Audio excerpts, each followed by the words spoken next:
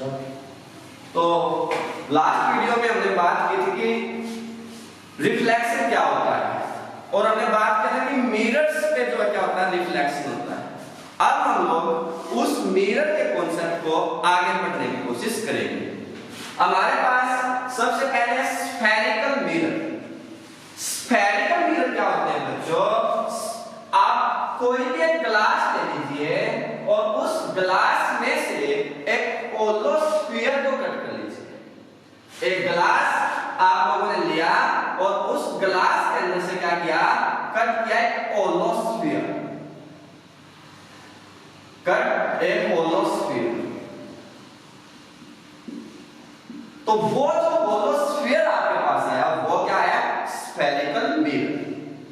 अब इस मिरर में क्या होता है बच्चों? इसमें एक साइड इस तरह से पॉलिश की जाती है। ये जो साइड है इसकी बच्चों, जैसे हमने इसको डैश से बनाया, इसका मतलब है इसको पॉलिश कर दिया गया। दूसरी जो इसकी साइड बची, ये वाली जो इसके अंदर की साइड है बच्चों, इसको बोलते हैं रिफ्लेक्टिंग साइड। क्या बोलते हैं इसको? Reflecting sides. जितना भी जो है रिफ्लेक्शंस के फिनोमेना हमारे पास होते हैं वो सारे के सारे इसी रिफ्लेक्टिंग साइड्स के ऊपर बेस्ड होते हैं। अब जो स्फेरिकल मिरर हमारे पास है, हम लोग इनको क्या कहते हैं? कट कर लेते हैं। मान लीजिए इनको हमने इस तरह से कट कर लिया, इसमें से एक पार्ट को, और इसको इस तरह से रिप्रेजेंट कर दिया। इसके बाद क्या थी? इस तरह से क्या बात बोलने से मान लेते जो ये स्फेरिकल मिरर आपके पास था, ओ इसका क्या था? सेंटर। ये ओ क्या है बच्चों? Centre of the spherical mirror. अब इस डायग्राम को ध्यान से देखिए। अब इसमें क्या क्या गया है? अगर हम लोग इसको कंप्लीट करें इस तरह से, तो इसमें क्या आएगा? ओ ये सेंटर, और ये क्या इसकी रिफ्लेक्टिंग साइड, ये क्या है? ओपेक मींस पॉलिश कर रखी है। तो जो भी रिफ्लेक्टिंग साइड है वो रिफ्लेक्टिंग साइड कहां है? Toward the centre. जो रिफ्लेक्टिंग साइड है वो रिफ्लेक्टिंग साइड कहां है? Toward the centre. जो रिफ्लेक्टिंग साइड हमारे पास है बच्चों वो क्या है? Towards the centre of the spherical mirror. और अगर reflecting side toward the centre है तो उसको हम लोग बोलते हैं कॉनकेव। क्या बोलते हैं बच्चों उसको? Concave mirror. वो क्या बच्चों? Concave mirror. कॉनकेव मिरर क्या है? जिसकी reflecting side toward the centre of the ways, toward the centre है ऑफ द स्फेरिकल मिरर, वो क्या है? Concave mirror. और अगर मान लीजिए हमने इसको इस तरह से कट किया, ये एक स्फेरिकल मिरर का पार्ट है और हमने इसको इस तरह से पॉलिश किया। अब जो इसकी रिफ्लेक्टिंग साइड, ये क्या होगा? अंदर, ये क्या है? इसको अगर कंप्लीट करेंगे हम लोग इस तरह से, तो ये सेंटर था इसका ओ। अब या अंदर से हमने क्या क्या पॉलिश किया, इसकी रिफ्लेक्टिंग साइड क्या होगी? सेंटर से दूर, अवे फ्रॉम द सेंटर। जब reflecting side away from the centre, तो उसको हम लोग क्या बोलते हैं? Convex mirror. उसको क्या बोलते हैं बच्चों? Convex mirror. दो चीजें हैं बच्चों, एक है स्फेरिकल मिरर। स्फेरिकल मिरर क्या? किसी भी ग्लास रीजन को अगर आपने स्फीयर की फॉर्म में कट कर लिया, वो क्या है? Spherical mirror. अब उस स्फीयर में क्या है? उसका एक सेंटर आ जाएगा। उस सेंटर के टुवर्ड्स हमारे पास जो स्फेरिकल मिरर है वो दो प्रकार से हो जाएंगे। एक होगा कन्वेक्स मिरर और दूसरा हमारे पास क्या हो जाएगा? Concave mirror. अब कन्वेक्स मिरर का मतलब क्या है? ये बात आपको समझ में आ जानी चाहिए। इसका मतलब है whose reflecting side away from the center, whose reflecting side away from the center, centre से दूर जिसकी साइड है, और जिसकी रिफ्लेक्टिंग साइड कहां है? टुवर्ड द सेंटर है, वो क्या है? Concave mirrors. अब क्या करते हैं, मिरर से रिलेटेड कुछ टर्म्स, बेसिक टर्म्स को हम लोग क्या करते हैं, पढ़ते हैं। मान लीजिए बच्चों ये हमारे पास क्या है कि कनकेव मिरर है। मैंने कहा था कि अगर हम लोग इसको इस तरह से कंप्लीट करेंगे तो ये क्या आएगा, सेंटर। ये क्या है, सेंटर। एक लाइट, एक रे ऑफ लाइट आप लोग लेंगे, जो रे ऑफ लाइट इसके सेंटर के अंदर से गुजरेगी।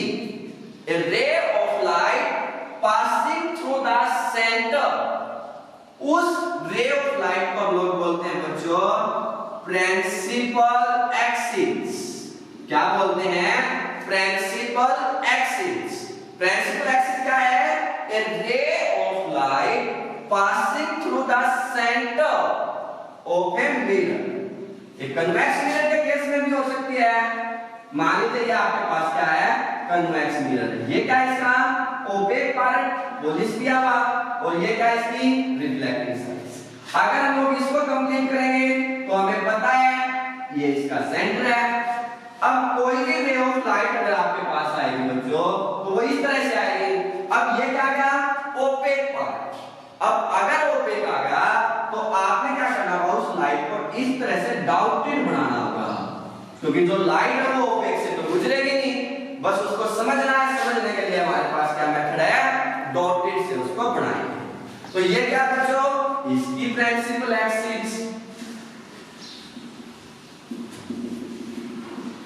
अब ये जो प्रिंसिपल एक्सिस है मिरर को, ये प्रिंसिपल एक्सिस मिरर को जिस भी पॉइंट के ऊपर टच करेगी, ये प्रिंसिपल एक्सिस मिरर को जिस पॉइंट के ऊपर टच करेगी उस पॉइंट को हम लोग लिखते हैं P से, और इस P का मीनिंग है पोल।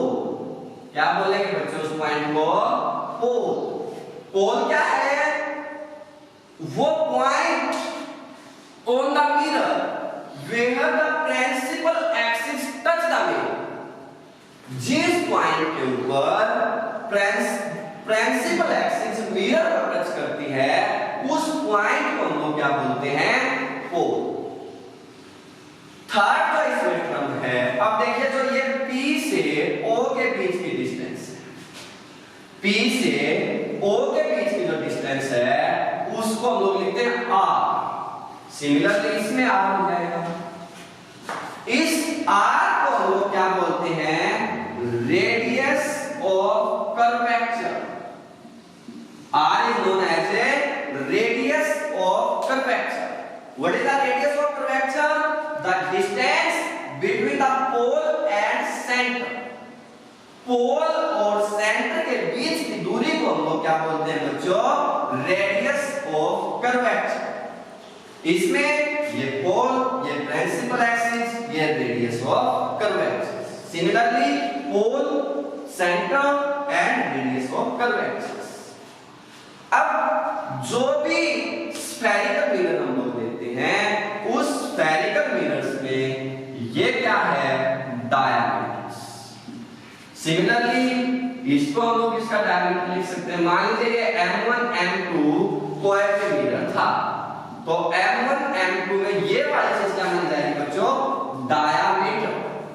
ये इसका डायमीटर है, ये इसका डायमीटर है, और इसको हम लोग क्या बोलते हैं, एपरेचर। इसको क्या बोलते हैं भाई, एपरेचर।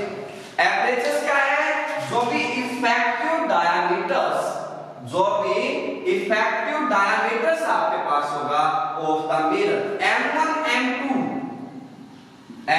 M2 को हम लोग क्या बोलते हैं, एपरेचर्स ऑफ द मिरर। क्लियर? अब हम बात करेंगे बहुत ही महत्वपूर्ण टर्म, प्रिंसिपल फोकस। बहुत ध्यानपूर्वक देखना है बच्चों इसको, बहुत इंपॉर्टेंट टर्म है। इस पूरी यूनिट को समझने के लिए इस टर्म को समझ में आना बहुत ज्यादा जरूरी है। देखिए क्या, मान लीजिए ये आपके पास क्या है, एक कनकेव मिरर, ये सेंटर है, ये प्रिंसिपल एक्सिस है, ये क्या है, पोल। और OP क्योंकि इसकी रेडियस है तो वो क्या कहलाएगी, रेडियस ऑफ कन्वेक्सिस। ये बातें हम पढ़ चुके हैं। अब कोई भी ray of light parallel to principal axis, जो लाइट प्रिंसिपल एक्सिस के पैरेलल में होगी, जो भी light parallel to principal axis आएगी, वो लाइट जब इस कनकेव मिरर की रिफ्लेक्टिंग साइड से टकराएगी तो टकरा के वापस रिफ्लेक्ट होगी, और रिफ्लेक्ट होकर सारी की सारी रे ऑफ लाइट एक कॉमन पॉइंट के अंदर से गुजरेगी।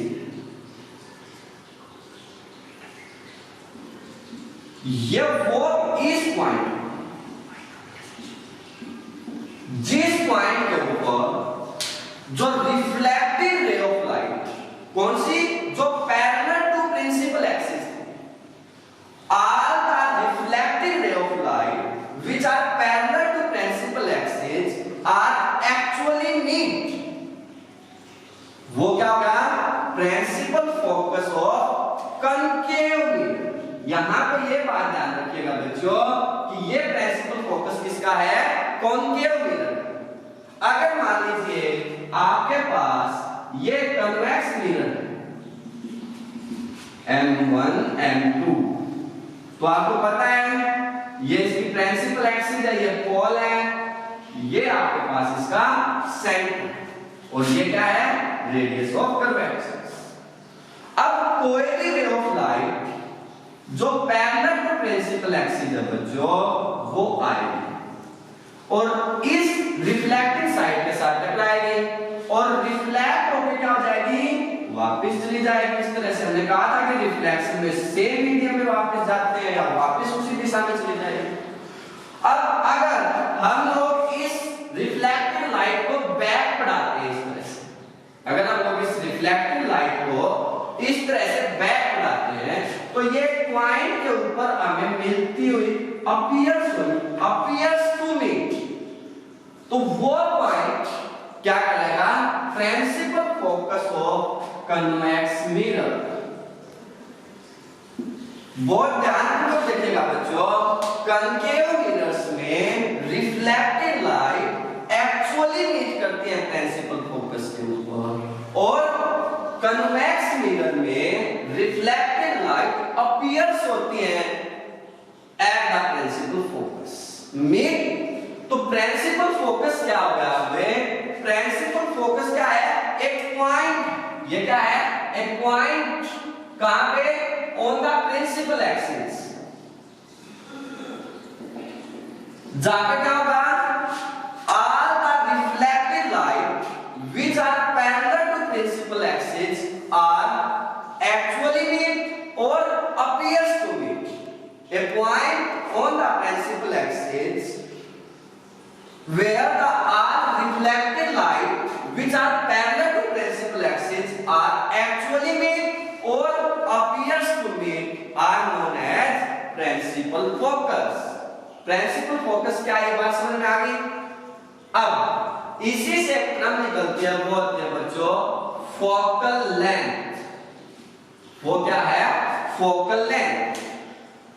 प्रिंसिपल फोकल लेंथ क्या है, पोल से प्रिंसिपल फोकस के बीच की दूरी, the distance between the pole and the principal focus. PF, pole से प्रिंसिपल फोकस या पोल से फोकस के बीच की जो डिस्टेंस है उसको हम लोग क्या बोलते हैं बच्चों, फोकल लेंथ। और इस फोकल लेंथ को किससे लिखा जाता है, स्मॉल f। यहां पे अब हमारे पास दो बहुत ही महत्वपूर्ण टर्म आ चुकी हैं। एक है OPR, OP आपके पास क्या थी बच्चों, R, जिसको क्या बोला था हमने, रेडियस ऑफ कर्वेचर। और एक हमारे पास क्या आ गई बच्चों, PM, जिसको हमने क्या बोला है, फोकल लेंथ। हमारे पास दो महत्वपूर्ण टर्म हैं, OP radius of curvature and PF focal length. अब हम लोग बात करेंगे